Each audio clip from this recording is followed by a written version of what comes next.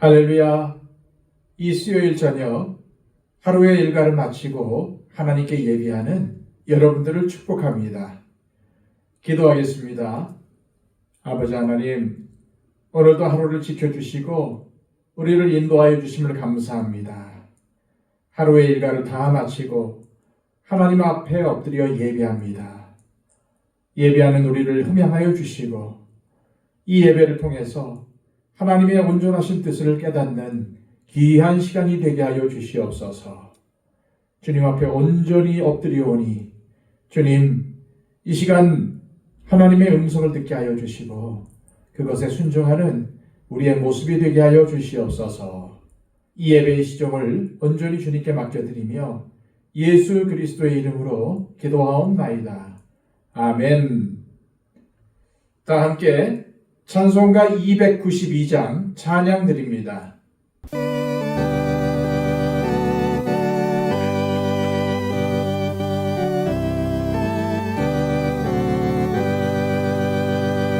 주 없이 살 수 없네 죄인의 구주여, 그 귀한 보배 피로 날 구속하소서. 구주의 사랑으로 흘리신 보혈이 내 소망 나의 위로 내 영광 됩니다. 주 없이 살 수 없네 나 혼자 못 서리. 힘없고 부족하며 지혜도 없도다. 내 주는 나의 생명 또 나의 힘이라. 주님을 의지하여 지혜를 얻으리. 주 없이 살 수 없네 내 주는 아신다. 내 영의 깊은 간구 마음의 소원을 주밖에 나의 마음 네 알아주리요. 내 마음 위로하사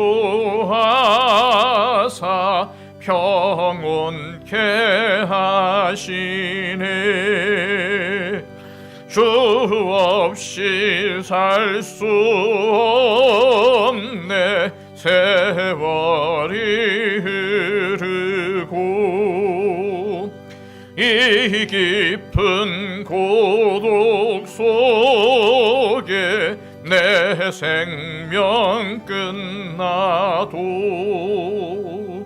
사나운 풍랑일 때 날 지켜주시니 내 곁에 계신 주님 늘 힘이 됩니다. 아멘.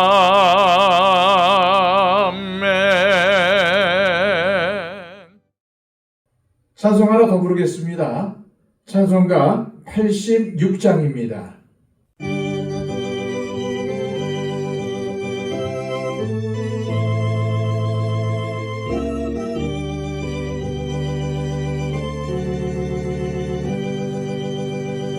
내가 늘 의지하는 예수, 나의 상처 입은 심령을 불쌍하게 여기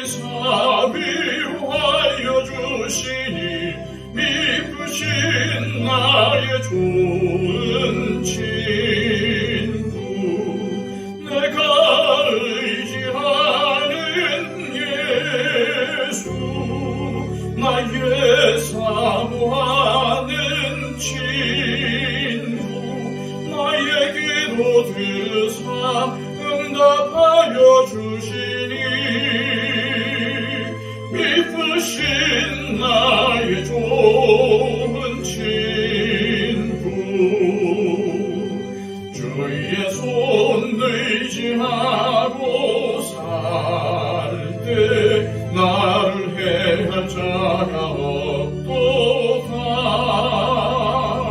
주님 나의 마음을 크게 위로하시니 미쁘신 나의 좋은 친구 내가 의지하는 예수 나의 사모하는 친구 나의 기도 들으사 응답하여 주시니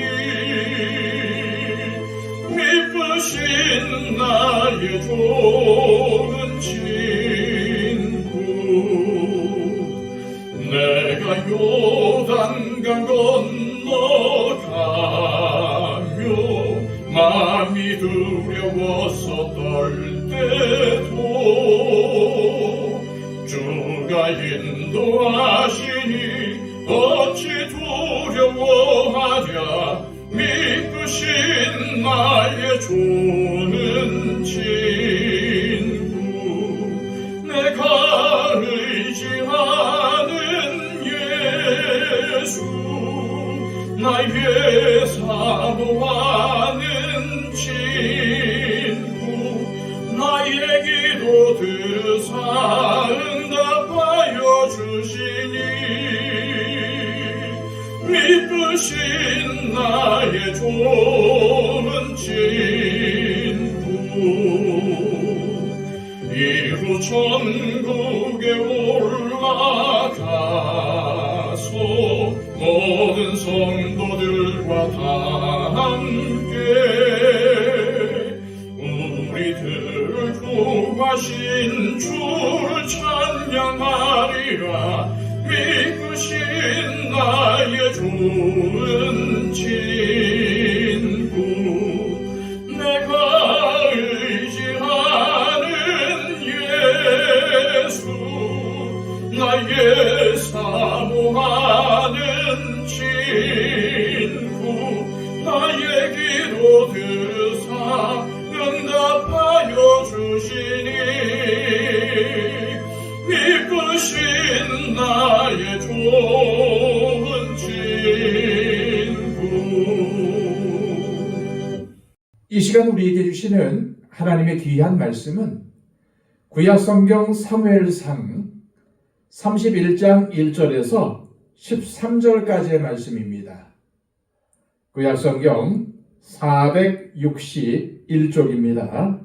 블레셋 사람들이 이스라엘을 침해 이스라엘 사람들이 블레셋 사람들 앞에서 도망하여 길보아 산에서 엎드려져 죽으니라.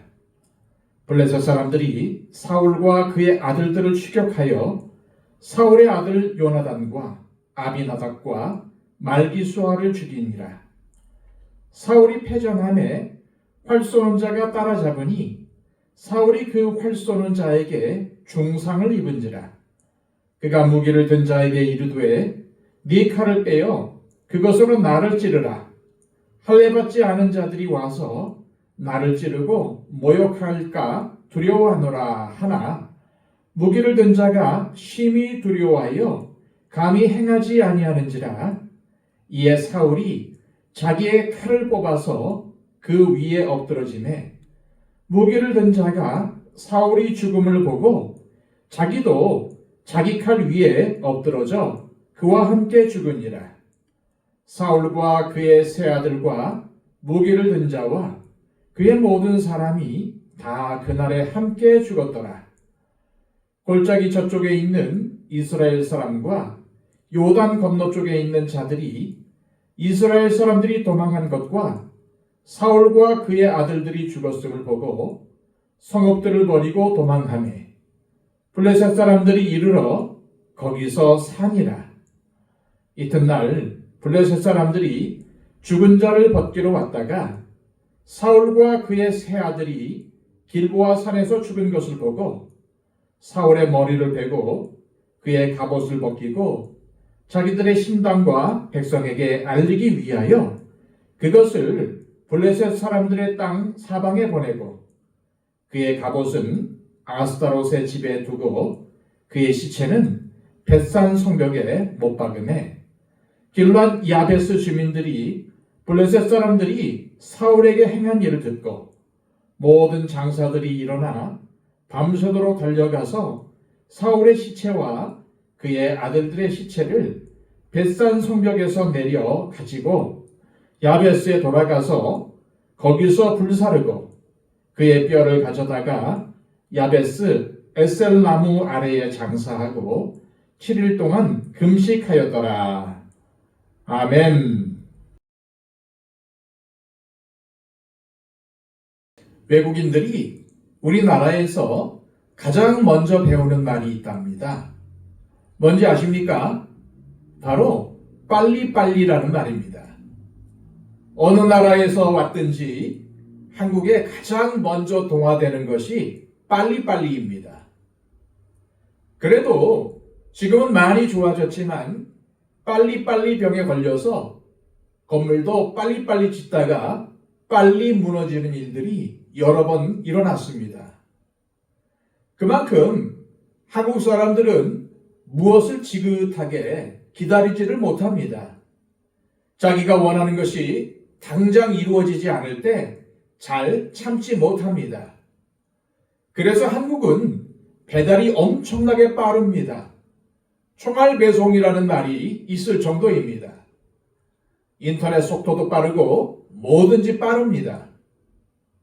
그런데 문제는 이러한 습관이 신앙생활에도 나타나서 기도해보고 신중하게 결정하기보다는 하나님의 응답을 기다리지 못하고 성급하게 결정했다가 후회할 때가 많습니다. 또한 우리는 하나님께서 악한 사람들을 당장 심판하시기를 원합니다. 하지만 악한 자들은 여전히 잘 살고 있고 또 하나님의 심판을 받지 않는 것처럼 보이기에 분통을 터뜨리며 하나님의 공의에 대해서 의심하고 원망합니다. 그러나 하나님은 우리처럼 일을 성급하게 처리하지 않으십니다. 하나님의 시간표는 우리의 시간표와 다릅니다. 우리는 우리가 원하는 시간에 일이 이루어지기를 원하는데 그런 시간을 크로노스라고 합니다. 하지만 하나님은 가장 정확한 때 당신의 뜻을 이루시는데 그때를 카이로스라고 합니다. 우리는 하나님의 때인 카이로스를 기다리지 못하고 우리가 원하는 때에 빨리 되기만을 바랍니다. 하나님은 악한 자가 아무리 설치고 다닌다 해도 조급하게 처리하지 않으시고 충분한 시간을 주십니다. 우리가 보기에 저렇게 악한 사람이 어찌 저렇게 잘 살 수 있나? 빨리 망했으면 좋겠다라고 합니다. 하지만 하나님은 그런 사람들을 가만히 두시는 것 같습니다. 왜 그러실까요? 우리는 그 이유에 대해 크게 두 가지를 생각해 볼 수 있습니다. 첫째로 하나님은 아무리 악한 자라도 그 사람조차 소중하게 여기시기 때문입니다. 아무리 악한 사람이라 할지라도 그는 하나님의 형상대로 지으심을 받은 사람입니다. 그리고 하나님은 그러한 사람도 구원받기를 원하십니다. 그래서 예수님은 그런 사람을 위해서도 돌아가신 것입니다. 지금 그 사람이 악한 행위를 하는 것은 마귀에게 속아서 그런 거지 영적으로 깨어나면 얼마든지 돌이킬 수 있기에 하나님은 악한 자를 빨리 심판하지 않으시고 돌아오기만을 기다리시는 것입니다. 둘째로 하나님의 심판은 영원한 운명을 결정짓기 때문입니다. 한 번 심판이 내려지면 그 후에는 결코 회복의 기회가 없습니다. 그래서 하나님은 아무리 악한 자라고 해도 신중하게 심판하시는 것이죠. 하나님의 이러한 마음을 잘 엿볼 수 있는 예시가 바로 사울 왕입니다. 하나님은 사울이 하나님께 불순종하며 악하게 살았어도 그를 귀히 여기셨고 아주 오래 참으시며 기다려 주셨습니다. 그러나 사울은 하나님이 그렇게 오래 기다려 주시는 동안에도 절대 마음을 돌이키지 않았고 비참한 결말을 맞고 말았습니다. 사울이 처음 왕이 되었을 때는 겸손히 행했습니다. 좋은 일도 했습니다. 그러나 얼마 못 가서 교만해졌고 하나님 앞에 불순종함으로써 하나님께 실격 판정을 받고 말았습니다. 그러한 사울 왕에게 하나님은 사무엘 선지자를 통해서 너의 왕위는 끝났다 하시면서 폐위를 선언하셨습니다. 그렇다고 해서 하나님께서는 사울을 즉시 제거하지 않으시고 그대로 두셨습니다. 기회를 주신 것이죠. 그러나 사울은 그러한 하나님의 오래 참으심을 알지 못하였고 다윗을 도왔다는 억지 죄목을 씌워서 아히멜렉을 비롯한 제사장 85명과 그 가족들을 모조리 처형했습니다. 아무 죄도 없는 영적 지도자인 제사장들을 학살한 것입니다. 그때도 하나님은 사울을 즉시 벌하지 않으시고 그냥 두셨습니다. 기회를 주신 것입니다. 그러나 사울은 자신의 죄악을 뉘우치거나 회개하기는커녕 오히려 왕으로서의 나라에 대한 책임을 내팽개치고 오직 자신에게 위협이 된다고 생각되는 다윗을 잡는 일에 혈안이 되어 다윗만 쫓아다녔습니다. 그런데도 하나님은 여전히 사울을 그냥 두셨습니다. 하나님이 계속 기다리시며 기회를 주고 계심에도 불구하고 마음을 돌이키지 않던 사울이 결국 위기를 맞이하게 되는데 블레셋 군대가 대대적으로 이스라엘을 공격해 온 것입니다. 결국 이스라엘 군대는 길보아 산에서 전멸당하고 사울과 그의 아들들은 모두 전사하게 됩니다. 우리가 어떠한 일에 몰두하여 잠도 안 자고 열심히 일하면 어떻게 됩니까? 몸이 너무나도 지치고 피곤하게 됩니다. 조금 더 심해지면 감기에 걸리거나 몸살이 나게 됩니다. 독감 시즌에는 독감에 걸릴 수도 있습니다. 그래서 가끔은 아무리 일해도 피곤하지 않고 지치지 않으면 얼마나 좋을까 하고 생각하지 않습니까? 하지만 아무리 과로해도 몸이 전혀 피곤하지 않은 게 정말 좋은 걸까요? 그렇지 않습니다.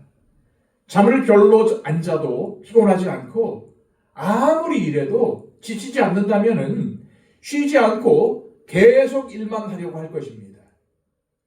그러면 피곤을 못 느끼고 있다가 한순간에 가는 겁니다. 요즘 말로 한 방에 훅 간다라고 하는 말이 그런 뜻입니다. 모르고 있다가 그냥 가는 겁니다. 무리해서 일하다가 몸에 이상이 오는 것은 사실 귀찮은 것이 아니라 오히려 자신을 돌아보게 되는 기회가 될 수 있기에 자신에게 유익합니다. 그런데 이것은 영적으로도 마찬가지입니다. 우리가 조금 무리하고 잘못된 방향으로 가면은 반드시 우리의 삶에 이상이 옵니다. 이런 이상 증세가 올 때 빨리 깨닫고 바른 방향으로 돌려야 우리의 삶이 안전합니다. 이스라엘 백성들의 영적 상태를 점검하게 하는 이상 증세는 바로 블레셋이었습니다. 이스라엘 백성들이 하나님을 멀리하고 우상을 섬기며 세상의 방식을 따라 살게 되면 이상하게도 블레셋 사람들이 쳐들어와서 이스라엘 백성들을 괴롭혔습니다.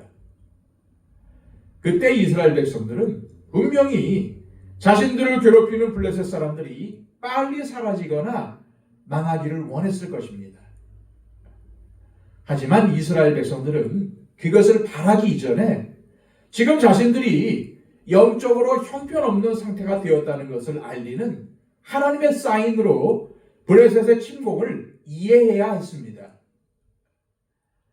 신앙생활에서 가장 중요한 것을 한 단어로 말하면 바로 관계입니다. 위로는 하나님과의 관계, 옆으로는 이웃과의 관계입니다. 예수님은 이것이 가장 중요하다고 하셨습니다. 다른 것은 아무리 잘해도 하나님과의 관계에서 실패하고 있으면 그 삶은 아무 의미가 없습니다. 또한 다른 것은 아무리 잘해도 이웃과의 관계가 엉망이면 신앙생활을 제대로 하는 것이 아닙니다. 우리가 아무리 예배를 잘 드리고 성경도 많이 읽고 묵상하며 기도도 열심히 하고 봉사도 많이 한다고 해도 정작 이웃과의 껄끄러운 관계 속에서 미워하거나 전혀 이웃과의 사랑의 교제가 없이 살아가고 있다면 그것은 결코 진정한 그리스도인의 삶이 될 수가 없다고 성경은 분명히 말씀하고 있습니다. 사실 누구든지 살다 보면은 불편한 관계가 생길 수 있습니다. 여러분도 그렇고 저도 그렇고 모든 사람이 다 그렇습니다. 그런데 그러한 현상을 절대 그냥 넘겨서는 안 된다는 것입니다. 도리어 그것이 지금 나 자신의 영적 상태에 이상이 생겼다는 것을 보여주는 하나님의 사인이라는 것을 깨달아야만 합니다. 지금 내가 누군가와 껄끄러운 관계가 되었다면 사실은 그 사람과의 문제만이 아니라 하나님과의 관계에 문제가 생긴 것으로 이해해야 합니다. 이것은 아무리 강조해도 지나치지 않습니다. 왜냐하면 성경에서 가장 중요하다고 말씀하는 것이기 때문입니다. 지금 사람과의 불편한 관계가 진짜 문제가 아닙니다. 하나님과의 관계에 문제가 생긴 것입니다. 예를 들어서 어떠한 사람이 나에게 막 뭐라고 하거나 괴롭힐 때 저 사람이 왜 저러나 하며 그 사람을 미워하며 피하게 되는데 사실은 그 사람이 문제가 아니라는 것입니다. 이런 일들은 내가 기도나 말씀 묵상에 소홀해지고 영적으로 게을러질 때 벌어집니다. 틀림없습니다. 그럴 때는 영적으로 해이해진 나의 모습을 회개하며 주님 앞에서 회복해야 합니다. 집에서도 마찬가지입니다. 부부끼리 말다툼할 때도 그렇고 자녀와 서먹해질 때, 부모님과의 관계가 서먹해질 때를 보면은 틀림없이 하나님과의 관계가 소홀해졌을 때입니다. 내가 신앙생활을 제대로 하고 있지 않을 때 이상하게도 이러한 일들이 벌어지게 됩니다. 그럴 때는 나를 화나게 하는 그 사람이 문제가 아니라 하나님 앞에서 내가 문제라는 것을 빨리 깨닫는 사람이 진정으로 복된 사람입니다. 그것을 빨리 깨닫고 마음을 돌이켜 주님과 친밀한 관계로 돌아가면은 금방 해결되는 것을 보게 될 것입니다. 그런데 사울은 그런 사실을 전혀 깨닫지 못했습니다. 그리고 계속 악한 방향으로만 나아가다가 결국은 비참한 최후를 맞게 된 것입니다. 사울은 자신에게서 하나님의 능력이 떠났으니 하나님께서 함께 하시고 도우시는 다윗을 옆에 두고 그의 도움을 받으며 이스라엘을 잘 다스리려고 노력해야 했습니다. 그러나 그는 잘못된 자존심, 사실은 열등감에서 나오는 시기와 질투로 다윗을 미워하며 죽이려고 쫓아다녔습니다.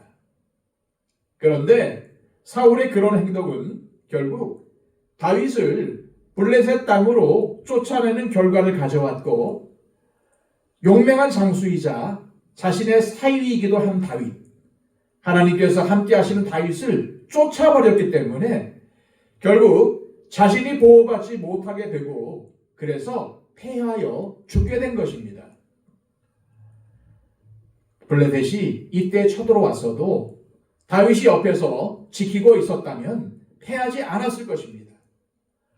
그런데 다윗을 쫓아버리니까 자신이 죽고 만 것이죠. 우리는 우리의 적이 누구인지를 정확히 알아야 합니다. 나의 적이 누구입니까? 남편입니까? 아내입니까? 자녀입니까? 부모입니까? 아니면 이웃입니까? 그렇지 않습니다. 자식도, 부모도, 시부모도, 남편도, 아내도, 이웃도, 목사도, 장로도, 다른 교인도 아닙니다. 우리의 원수는 사람이 아니라 눈에 보이지 않는 마귀입니다. 사울은 나라의 위기 앞에서 하나님 앞에 나아가 기도하며 도움을 요청해야 마땅했습니다. 그래서 하나님과의 관계를 회복하고 하나님의 능력을 받았어야만 했습니다. 그러나 사울은 전혀 하나님 앞에 나아가 기도하지 않았습니다. 나라의 위기 앞에서도 전혀 하나님 앞에 무릎 꿇지 않았습니다. 하나님께서 그에게 충분한 시간을 주셨음에도 그 시간에 다윗을 쫓아다니느라고 기도할 틈이 없었습니다. 오히려 자신을 위하여 기도해 주던 제사장들까지도 이미 다 죽여버렸습니다. 그러니 자기를 위해 기도할 사람이 누가 있습니까? 그러니 블레셋과의 싸움에서 어떻게 이길 수가 있었겠습니까? 사울은 하나님과의 관계에서 실패하여 다윗을 미워하게 되었고 그 과정 속에서 제사장들까지도 다 죽여버리는 엄청난 죄악을 저질렀습니다. 그리고 그것은 그냥 그렇게 끝난 것이 아니라 결국 자신에게 죽음의 패배를 가져오는 원인이 되고 말았습니다. 그렇게 사울은 스스로를 멸망의 구렁텅이로 몰아넣었던 것입니다. 그런데 이것이 비단 사울만의 일이겠습니까? 혹시 지금 내가 하는 행동이 나를 잘못된 길로 몰아넣고 있는 것은 아닌지 돌아보아야 합니다.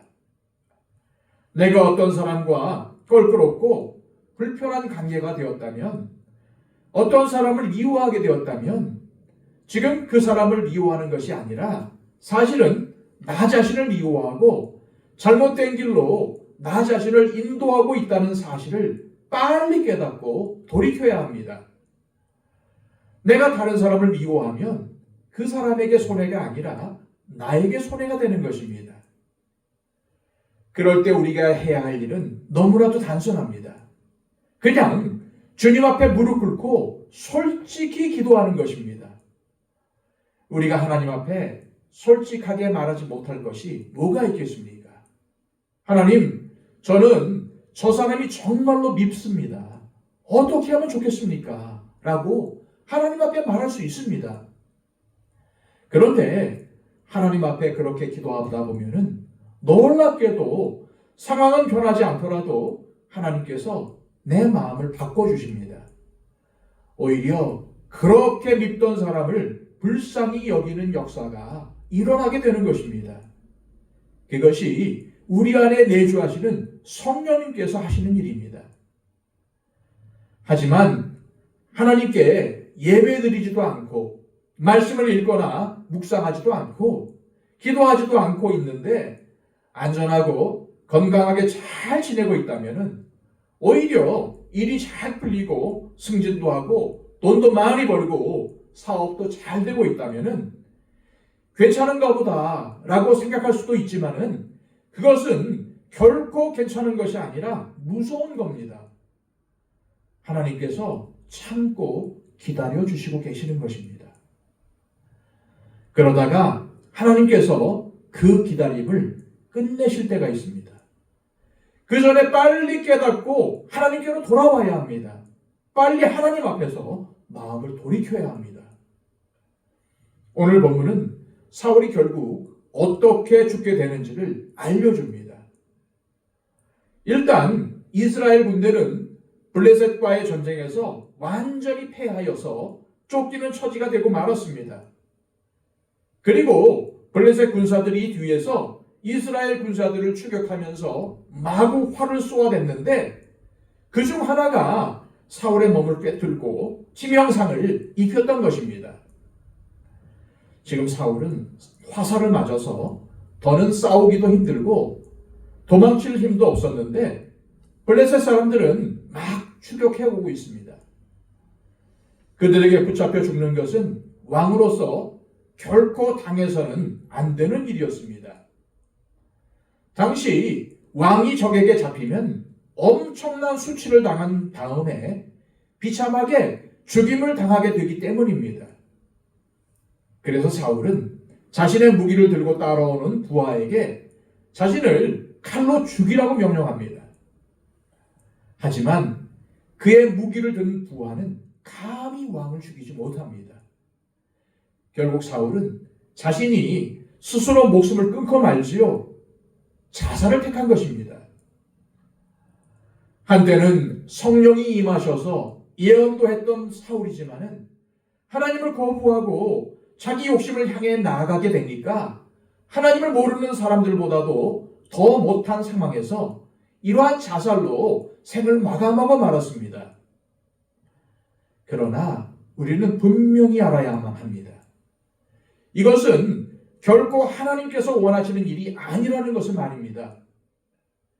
사울이 이렇게 비참하게 수치를 당하고 죽는 것은 결코 하나님께서 원하시는 일이 아니었습니다. 이것은 오히려 마귀가 원하는 일이고 마귀가 하는 일입니다. 마귀는 사람들을 절망에 빠지게 해서 스스로 저주스러운 죽음의 길로 가게 만듭니다. 심지어 믿는 사람들도 절망하게 만들기 위해서 이리저리 날뛰고 있습니다. 그래서 우리는 늘 깨어서 기도해야만 하는 것입니다.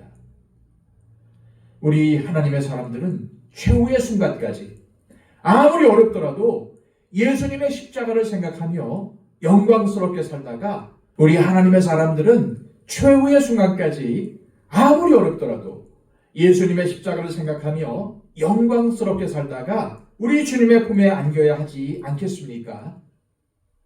우리의 삶은 시작도 중요하고 지금 살아가는 중간 과정도 중요하며 동시에 끝이 아주 중요합니다. 만약 사울이 블레셋 군대에게 붙들려서 치욕을 당했더라도 마지막 순간에 하나님께 회개했다면 그는 이전의 죄에 대한 용서와 구원을 받았을 것입니다. 그러나 그는 끝까지 그렇게 하지 않았고 자신의 명예를 끝까지 지키겠다고 하다가 비참한 결말을 맞고 말았습니다.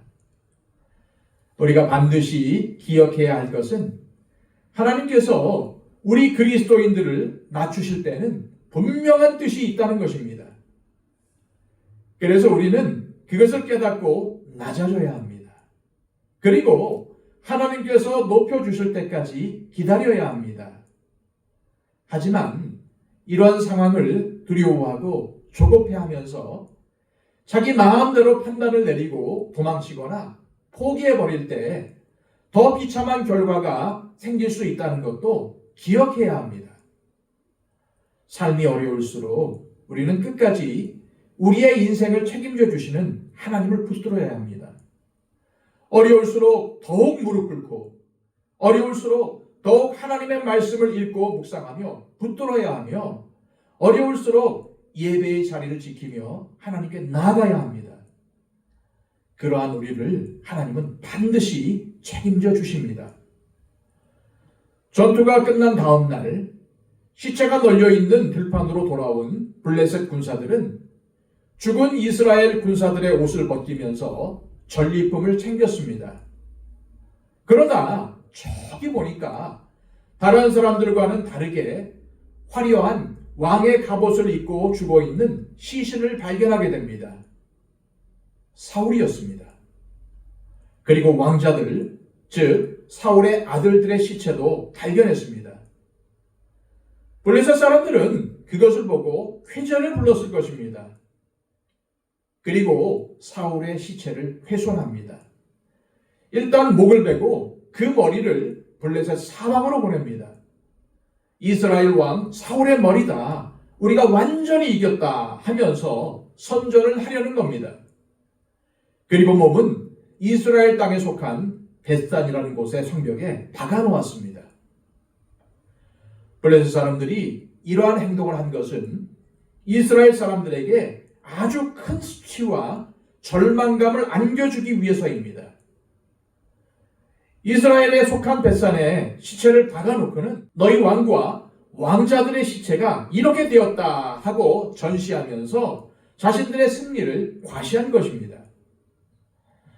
하지만 이전에 사울에게 은혜를 입었던 길랏 야베스 사람들이 이것을 알고는 사울과 그 아들들의 시체를 수습하여 장사를 지내줍니다. 11절로 13절까지의 말씀입니다. 길랏 야베스 주민들이 블레셋 사람들이 사울에게 행한 일을 듣고 모든 장사들이 일어나 밤새도록 달려가서 사울의 시체와 그의 아들들의 시체를 벳산 성벽에서 내려가지고 야베스에 돌아가서 거기서 불사르고 그의 뼈를 가져다가 야베스 에셀 나무 아래에 장사하고 7일 동안 금식하였더라. 사무엘상 11장에 보면은 암몬 사람들이 길랏 야베스에 쳐들어와서 모든 사람의 오른쪽 눈을 떼면은 항복을 받아주겠다고 위협했을 때 사울이 가서 암몬을 물리치고 길랏 야베스 사람들을 구해주었던 일이 있습니다. 길랏 야베스 사람들은 이렇게 목숨을 걸고 사울에게 받았던 은혜를 갚은 것입니다. 만약 사울이 이러한 선을 행하지 않았더라면 오래도록 그의 시체가 성벽에 매달려 있었을 것이 뻔했습니다. 그런데 참으로 안타까운 것은 다른 사람들은 몰라도 요나단이 왜 그처럼 비참한 최후를 맞이했는가 하는 것입니다.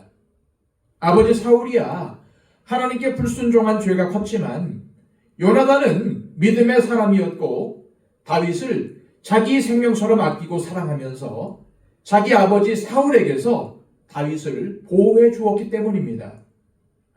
그러한 요나단이 왜 사울과 함께 비참한 죽임을 당했을까요? 그리고 하나님은 왜 요나단을 그렇게 죽도록 내버려 두시고 시신도 훼손당하도록 놓아두신 것일까요?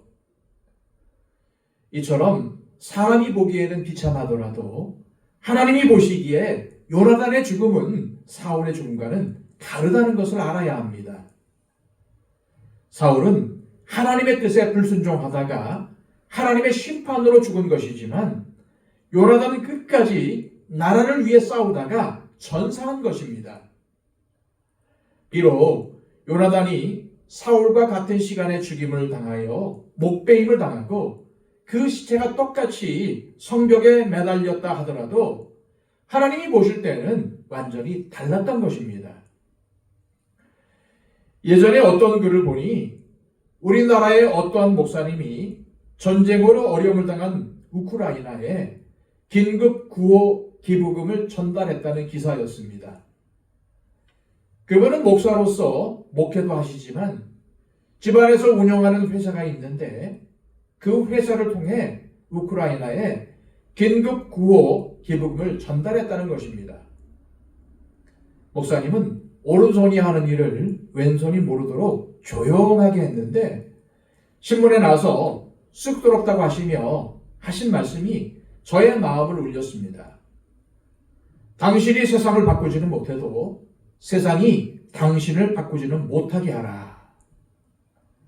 그분은 내가 이렇게 기부금을 냈다고 세상이 바뀌지는 않을 것이고 자신이 낸 성금 1억 원으로 전쟁의 참화를 겪고 있는 사람들을 위해 할 수 있는 일은 사실 별로 없을 것이라고 고백합니다. 그러나 이렇게라도 하는 것이 세상이 나를 무감각하고 무관심하게 만들지 못하는 길이다 라고 말씀하셨습니다. 사실 이렇게 특별헌금, 구제헌금을 하고 또 실제로 어려움 당한 곳에 가서 봉사한다고 해도 세상이 변하지는 않습니다. 그리고 어려움을 당한 사람들에게 별로 큰 도움도 되지도 않습니다. 그러나 중요한 것은 우리 자신이 변한다는 겁니다. 나밖에 모르고 내 가족밖에 모르고 다른 사람의 어려움에 대해서 무감각하고 무관심하던 내가 이것을 함으로써 변화될 수 있는 계기가 된다는 것입니다. 사울은 자기밖에 모르던 사람이었습니다. 오직 자신을 위해, 자신의 권력을 지키기 위해 살았던 사람입니다. 우리는 그러한 사울의 비참한 죽음 앞에서 우리 자신을 한번 돌아볼 수 있어야 합니다. 자신의 죽음이 그렇게 비참하기를 원하는 사람이 누가 있겠습니까? 그래서 우리는 스스로에게 질문해야 합니다. 내 인생의 의미는 무엇인가? 나는 지금 어디로 가고 있는가? 그리고 왜 그 길로 가고 있는가? 그리고 가장 중요한 질문은 이것입니다. 그 길의 끝은 어디인가? 내가 가는 이 길은 그 끝에 하나님께서 웃으시면서 기다리고 계시는 길입니까? 아니면 그 끝에 마귀가 음흉한 미소를 지으며 좋아하고 있는 그러한 길입니까? 하나님이 기뻐하시는 믿음의 길로 걸어가 하나님을 기쁨 가운데 만나는 저와 여러분이 되시기를 소망합니다. 기도하겠습니다. 아버지 하나님, 오늘 말씀을 통해서 우리의 삶을 다시 한번 돌아보게 하심을 감사합니다. 내가 가고 있는 길이, 내가 걷고자 하는 길이 하나님께서 기뻐하시는 길인지 아니면 사울처럼 멸망을 향해 치닫는 길인지 다시 한번 되돌아보기를 원합니다. 사울처럼 자신의 명예를 위해서 또 시기심과 질투로 삶을 살았던 사람의 결말이 어떠함을 우리가 성경 말씀을 통해서 보았사오니 주님, 이 사울의 모습을 거울 삼아서 우리는 하나님께 더욱더 무릎 꿇는 사람이 되게 하여 주시고 어려울 때라도 힘들 때라도 다른 사람들에게 책임을 돌리며 핑계를 대는 우리가 아니라 다윗처럼 하나님 앞에 엎드려 기도하는 오로지 하나님만 붙드는 믿음의 사람이 되게 하여 주시옵소서. 예수 그리스도의 이름으로 기도하옵나이다. 아멘.